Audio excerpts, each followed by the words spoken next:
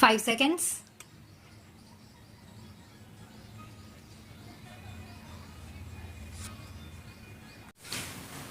I have great pleasure in welcoming you to this seminar to discuss the contribution of Gandhian outlook and techniques to the solution of tensions between and within nations.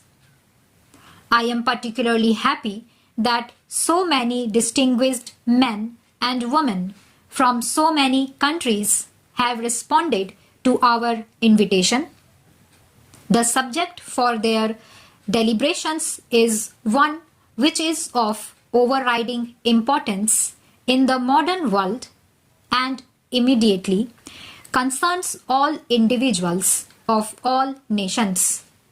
When the Indian National Commission for Cooperation with UNESCO met for the first time in 1949, it resolved that steps should be taken at an early date to consider the Gandhian doctrines and their relevance to the problem of achieving world peace.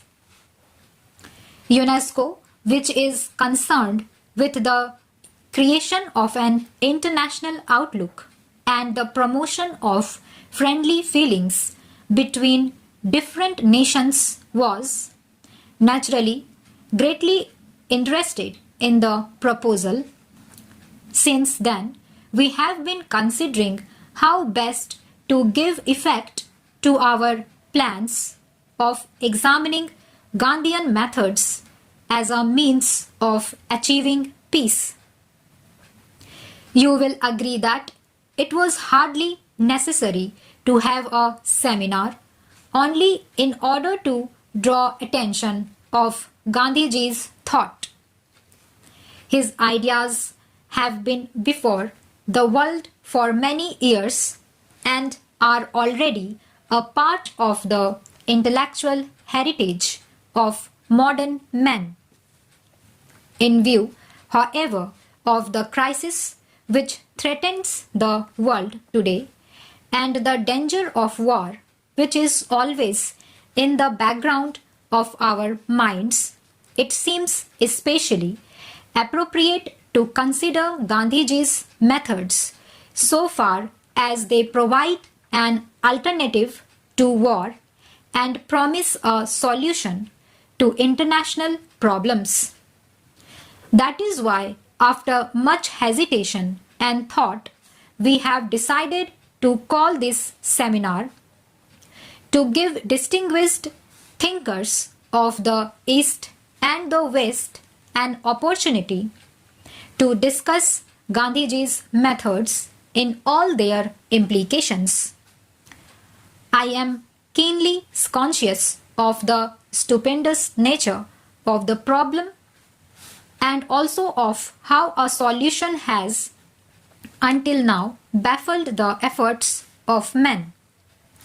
It is therefore in a spirit of humility that we have organized this seminar in the hope that the cooperative efforts of thinkers from so many countries may throw some light on our pressing problems and suggest some method of dealing more satisfactorily with the problems of war and peace.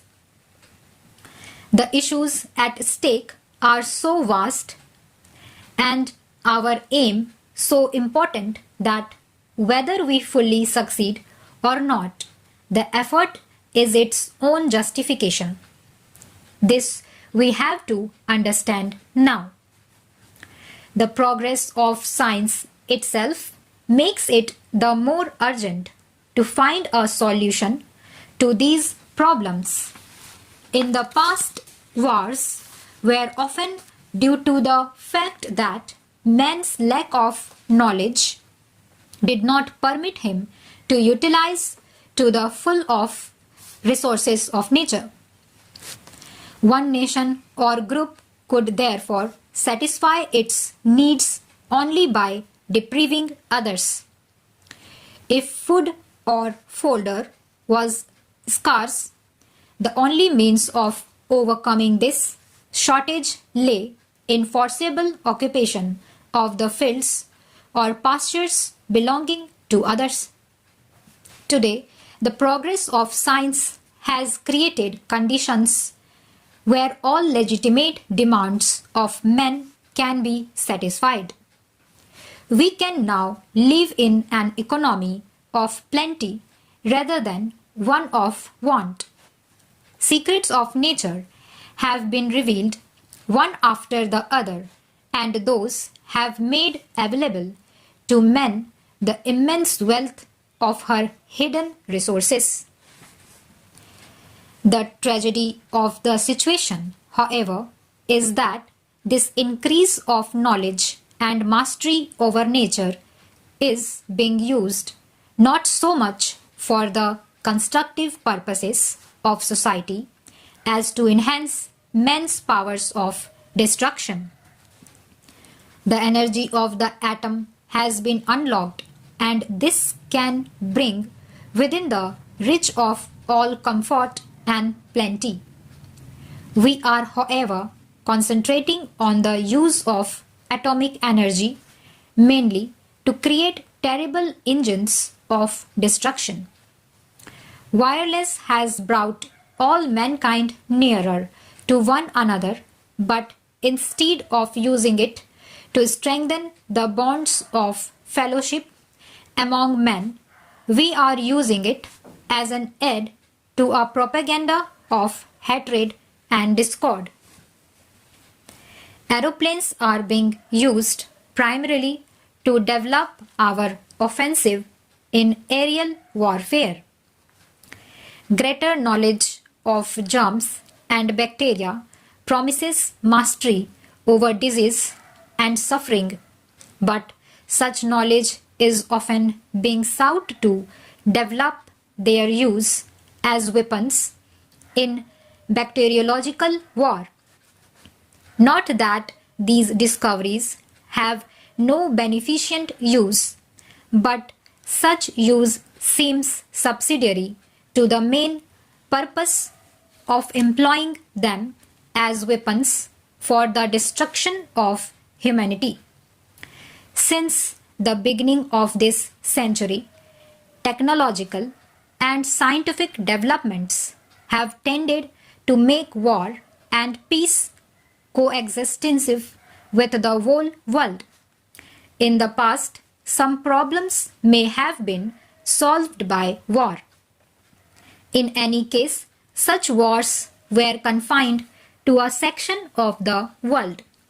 Today, it is clear that no problem can be solved by war. If an attempt is made to solve any problem by means of war, the consequences extend beyond the frontiers of the nations concerned and involved all mankind. Wars have reached a stage where they only succeed in intensifying the hatred between nations and leading to new hatreds. Thus, the only consequence of war today is to enhance the impulse to revenge and destruction to become a basis of conflict. Stop.